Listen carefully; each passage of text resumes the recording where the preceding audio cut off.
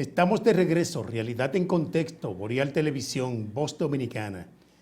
Bueno, nos acompaña en esta noche el licenciado Reinaldo Enrique, como cada jueves, a hablar de temas de derecho. Buenas noches, licenciado. Buenas noches. Placer tenerlo por aquí. Mire, hay un tema bien interesante, como todos los temas en materia de derecho, porque la opinión pública necesita saber de derecho para aprender a defenderse y también para saber en qué etapa están sus procesos. Mire, el defecto que pensábamos que solo existía en materia civil, pero ahora me entero que existe el defecto en materia inmobiliaria. Hábleme de eso. Fíjese, todos los que tenemos un tiempo en esto, siempre hemos manejado la figura del defecto como esa incomparecencia que se produce de todo demandado en una audiencia en materia civil. Puede ser la incomparecencia o habiendo compareciendo la falta de concluir. Eso es un defecto. Hay un defecto por falta de comparecer y uno por falta de concluir. ¿Qué es lo que pasa? Que en la jurisdicción inmobiliaria se ha dividido la opinión doctrinaria, en el sentido de que algunos piensan que no hay defecto porque allí no se produce el recurso de oposición y tampoco porque los emplazamientos no son en la autama franca de ley como si son en materia civil. Entonces, siempre se ha tenido la idea de que no existe el defecto en la jurisdicción inmobiliaria, pero en la obra de litis sobre derechos registrados que tiene el magistrado Segundo Monción del 2017, su sesión cuarta, pues sí, estableció que sí existe el defecto. Lo que sucede es que como el artículo 30 de la ley 108 establece que cuando se deposita la demanda en justicia, es decir, en la jurisdicción inmobiliaria, para apoderar un tribunal de tierra de jurisdicción original, eso hay un plazo de la octava franca, pero no es un emplazamiento en sí, sino que es una demanda que se deposita en una instancia y hay un plazo de 10 días para que entonces se pueda notificar a la otra parte, y como la parte demandada no constituye abogado, como sí se hace en la jurisdicción civil, entonces, ¿qué es lo que hace la parte demandada?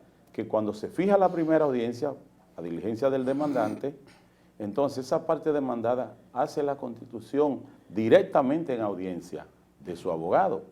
Y si ese abogado no va, pues evidentemente que, como en materia de la jurisdicción inmobiliaria son dos audiencias, una de prueba y una de fondo, es evidente que si no va a la de prueba, se interpreta que sí, que hizo defecto, porque cuando vaya a la segunda, si tampoco va a la segunda, no obstante habérsele citado, entonces se configura el defecto, porque hay que volverlo a citar.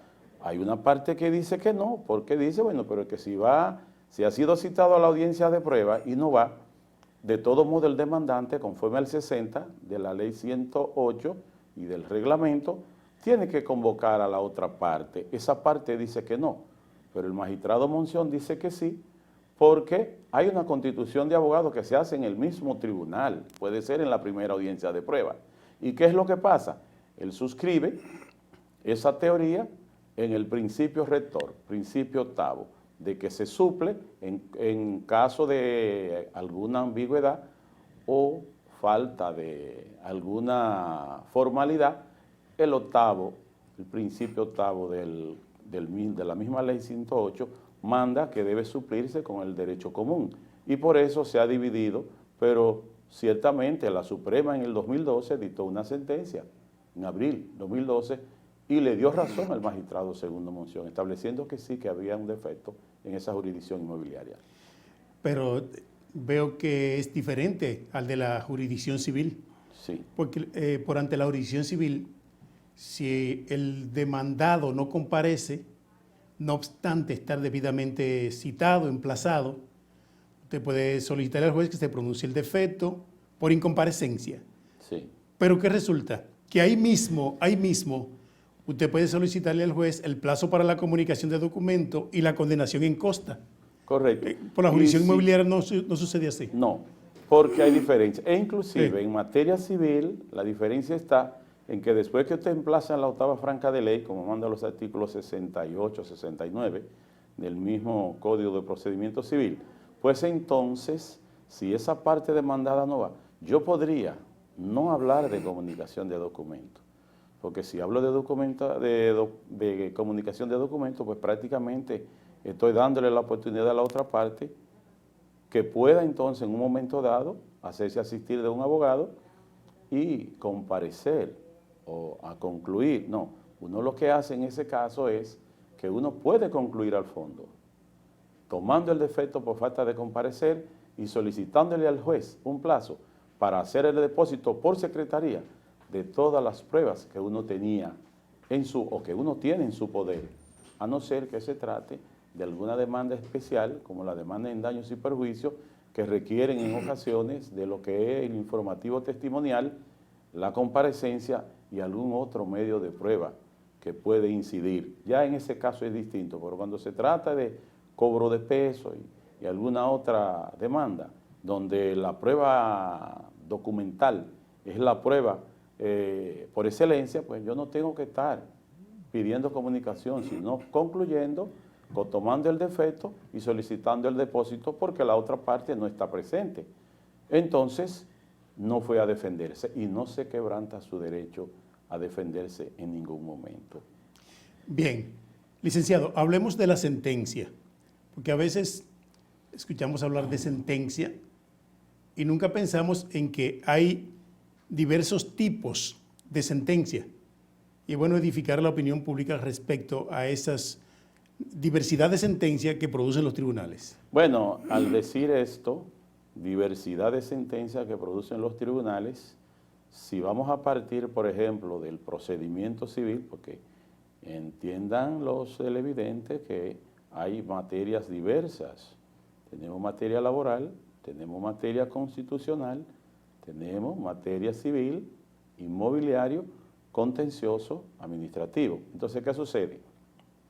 Que en materia civil, como es el derecho común, ¿no?, el derecho de gente, pues uno parte de ahí porque casi todas las demás ramas se les llama derecho privado. Sí, se suplen del derecho madre, que es el derecho civil. Entonces, en derecho civil, por ejemplo, tenemos una sentencia definitiva.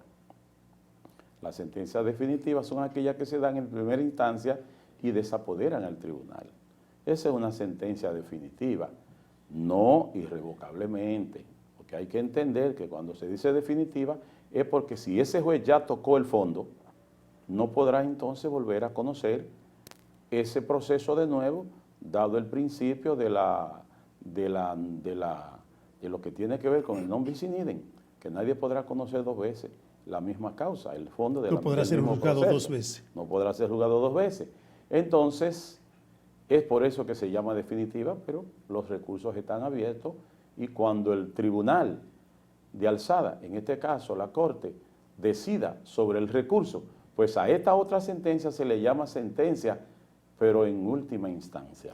Entonces, hay una que es definitiva porque desapodera al tribunal y la otra es en última instancia porque también va a desapoderar esa Corte. Eso no significa que esa sentencia no sea recurrible, también sí lo es. Porque la vía de recurso siempre va a estar abierta. Bueno, están abiertas siempre y cuando la ley así lo contemple, porque exacto. Recuerda usted que hay sentencias que son en única instancia y esas no son susceptibles de recurso, a no ser para algunos aspectos el de casación, que ya es un recurso extraordinario, pero en otros aspectos no son susceptibles de ningún recurso porque son en única instancia. Y ese otro tipo de sentencia, que la conoce un tribunal de primera instancia, digamos, y lo decide en única instancia por disposición de la ley. Pero hay otras que son sentencias... Sería interesante, licenciado, antes que usted pase a otra sentencia, sí, saber en cuáles casos se produce esa sentencia definitiva. No, porque la sentencia definitiva, la que es definitiva, que es la primera que hablamos, puede producirse, por ejemplo, si usted tiene alguna demanda, para simplificarlo más, en cobro de peso. El juez que conoció el fondo, porque puede ser definitiva por haber conocido el fondo, pero puede ser definitiva por haber conocido un incidente también. Porque cuando un tribunal conoce un incidente, dicta una sentencia definitiva. Lo que sucede es que es incidental. Es de carácter incidental, pero es definitiva porque ese aspecto incidental no puede ese mismo tribunal volver a conocerlo. Desde esa óptica, esa sentencia incidental también es definitiva.